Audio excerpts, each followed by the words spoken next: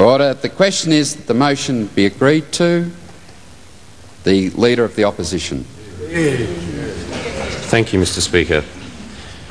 Mr. Speaker, members of this, the 42nd Parliament of Australia, visitors and all Australians, in rising to speak strongly in support of this motion, I recognise the Ngunnawal, First Peoples of this Canberra land. Today, our nation crosses a threshold. We formally offer an apology. We say sorry to those Aboriginal people forcibly removed from their families through the first 7 decades of the 20th century. In doing so, we reach from within ourselves to our past, those whose lives connect us to it, and in deep understanding of its importance to our future. We will be at our best today, and every day, if we pause to place ourselves in the shoes of others, imbued with the imaginative capacity to see this issue through their eyes with decency and respect. This chapter in our nation's history is emblematic of much of the relationship between Indigenous and non-Indigenous Australians from the arrival of the First Fleet in 1788. It is one of two cultures, one ancient, proud, and celebrating its deep bond with this land for some 60,000 years. The other, no less proud, arrived here with little more than visionary hope, deeply rooted in gritty determination to build an Australian nation, not only for its early settlers and Indigenous peoples, but those who would increasingly come from all parts of the world. Whether Australian by birth or immigration, each one of us as Australians has a duty to understand and respect what has been done in our name. In most cases we do with great pride, but in others it is with shame. In brutally harsh conditions, from the small number of early British settlers, our non-Indigenous ancestors have given us a nation the envy of any in the world. But Aboriginal Australians made involuntary sacrifices, different but no less important, to make Australia the economic and social development that we see of our country today. None of this was easy.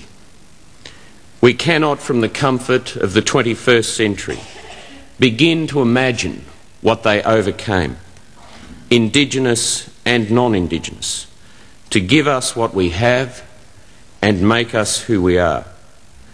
We do know, though, that language, disease, ignorance, good intentions, basic human prejudices, and a cultural and technological chasm combine to deliver a harshness exceeded only by the land over which each sought to prevail. And as our young nation celebrated its federation, formality emerged in arrangements and laws that would govern the lives of Aboriginal and Torres Strait Islander people. The new nation's constitution, though, would not allow for the counting of natives or for the Commonwealth to pass laws in relation to Aborigines. Protection boards and reserves were established. Aborigines in some jurisdictions were excluded from public schools. Episodic violence in race relations continued. Assimilation underwrote emerging policies, and churches heeded their Christian doctrine to reach out to people whom they saw as being in desperate need. Though disputed in motive and detail, and with varying recollections of events by others, the removal of Aboriginal children began. In some cases, government policies evolved from the belief that the Aboriginal race would not survive and should be assimilated.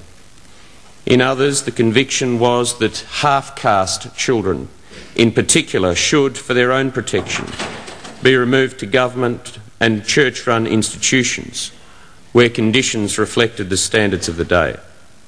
Others were placed with white families whose kindness motivated them to the belief that rescued children deserved a better life. Our responsibility, every one of us, is to understand what happened here, why it happened, the impact that it had not only on those who were removed, but also those who did the removing and those who supported it. Our generation does not own these actions, nor should it feel guilt for what was done in many, but certainly not all cases, with the best of intentions. But in saying we are sorry, and deeply so, we remind ourselves that each generation lives in ignorance of the long-term consequences of its decisions and its actions. Even when motivated by inherent humanity and decency to reach out to the dispossessed in extreme adversity, our actions can have unintended consequences. As such, many decent Australians are hurt by accusations of theft in relation to their good intentions. The stories are well documented, and I thank the Prime Minister for reminding us of Lorna Fijo's experience. I will repeat two. The first was a submission given to the Human Rights Inquiry into this, and I quote, "I was at the post office with my mum and auntie and cousin. They put us in the police ute and said they were taking us to Broome. They put the mums in there as well, but when we'd been gone about 10 miles they stopped and threw the mothers out of the car. We jumped on our mothers' backs, crying, trying not to be left behind, but the policeman pulled us off and threw us back in the car. They pushed the mothers away and drove off, while our mothers were chasing the car, running and crying after us. We were screaming in the back of that car. When we got to Broome, they put me and my cousin in the Broome lockup. We were only 10 years old. We were in the lockup for 2 days, waiting for the boat to Perth." In his black oral history, which I commend to every Australian, The Wailing, Stuart Rintoul records the pain, the thin pain of an Aboriginal woman from Walgett. And I quote, "Something else that never left my mind, my memory, was of a family of children being taken away. And this little girl, she must have been about the same age as myself. I suppose she might have been about 6. But I can still see that little person on the back of the mission truck with a little rag hat on, and she went away, and we never seen her anymore. She was crying. Everyone was crying. Things like that never leave your memory." It's reasonably argued that removal from squalor led to better lives. Children fed, housed and educated for an adult world of which they could not have imagined. However, from my life as a family doctor and knowing the impact of my own father's removal from his unmarried teenage mother, not knowing who you are is the source of deep, scarring sorrows, the real meaning of which can be known only to those who have endured it. No one should bring a sense of moral superiority to this debate in seeking to diminish the view that good in many cases was sought to be done. This is a complex issue. Faye Lyman's life is one of the many voices oral history at the National Library of Australia. Faye left her father when she was 8. She said this, "Personally, I don't want people to say, 'I'm sorry, Faye.' I just want them to understand. It was very hurtful to leave Dad. Oh, it broke my heart. Dad said to me, 'It's hard for Daddy, and the authorities won't let you stay with me in a tent on the riverbank. You're a little girl, and you need someone to look after you.' I remember him telling us that, and I cried, and I said, 'No, but Dad, you look after us.' But they kept telling us it wasn't the right thing." She went on, "I don't want people to say sorry. I just want them to understand the hurt, what happened when we were initially separated, and just understand the society, that what they have done, you don't belong in either world. I can't explain it. It hurts so much. There is no compensation fund for this, nor should there be. How can any sum of money replace a life deprived of knowing your family? Separation was then, and remains today, a painful but necessary part of public policy in the protection of children. Our restitution for this lies in our determination to address today's injustices, learning from what was done and doing everything we can to heal those who suffered. The period within which these events occurred was one that defined and shaped Australia. The governments that oversaw this and those who elected them emerged from federating the nation to a century characterised for Australia as triumph in the face of extraordinary adversities unknown to our generation. In offering this apology, let us not, in our language and our actions, create one injustice in our attempt to address another.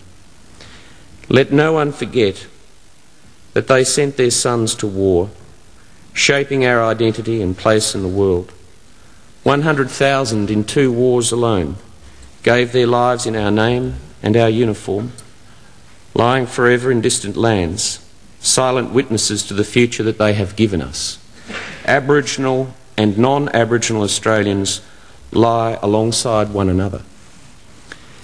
These generations considered their responsibilities to their country and one another more important than their rights.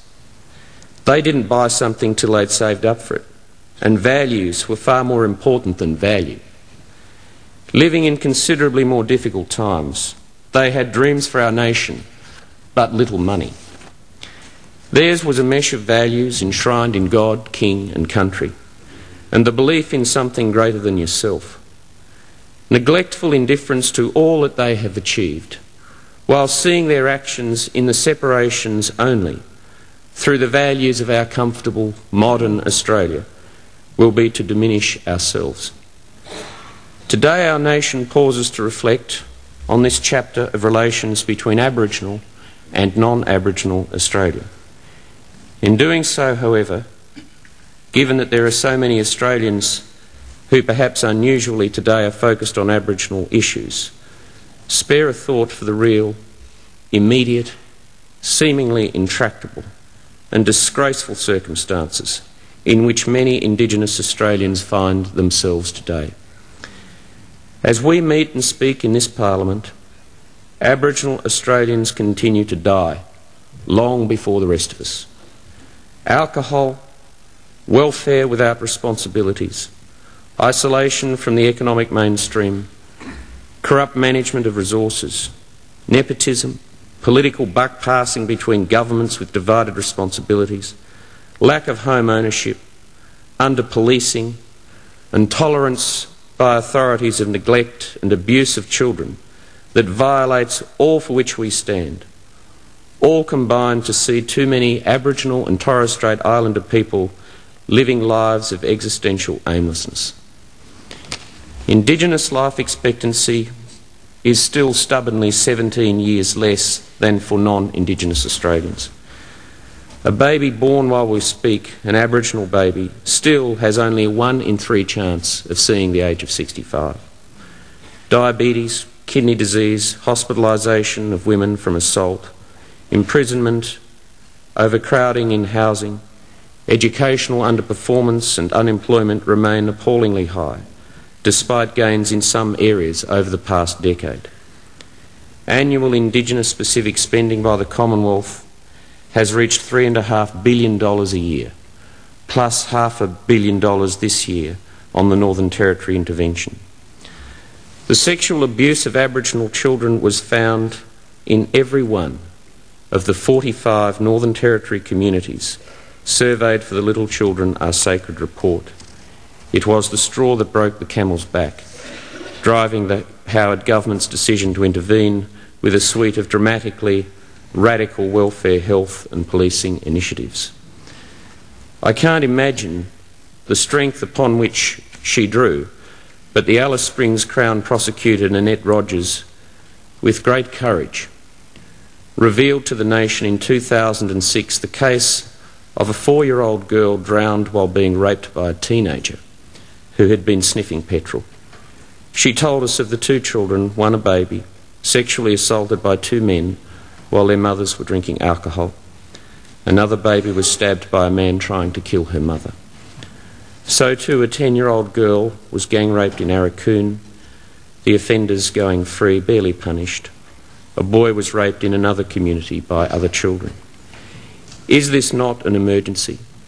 The most disturbing part of it being its endemic nature and Australia's apparent desensitisation to it. Yet governments responsible for delivering services and security have resisted elements of a Northern Territory-style intervention. I ask the Prime Minister to report to this Parliament regularly on what his government is doing to save this generation of Aboriginal Australians from these appalling conditions. I also offer, on behalf of the opposition, my unconditional support to participate in the Commission for Policy which he proposes. This is far, far more important than any of the things that would normally divide us as a nation in philosophy and politics.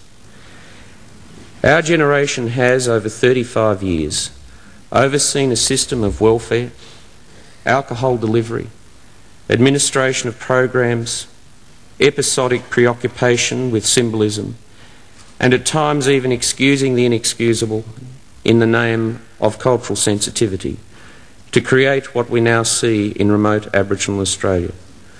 With good intentions, perhaps like earlier generations, we have, under successive governments, created lives, in many cases of misery, for which we might apologise.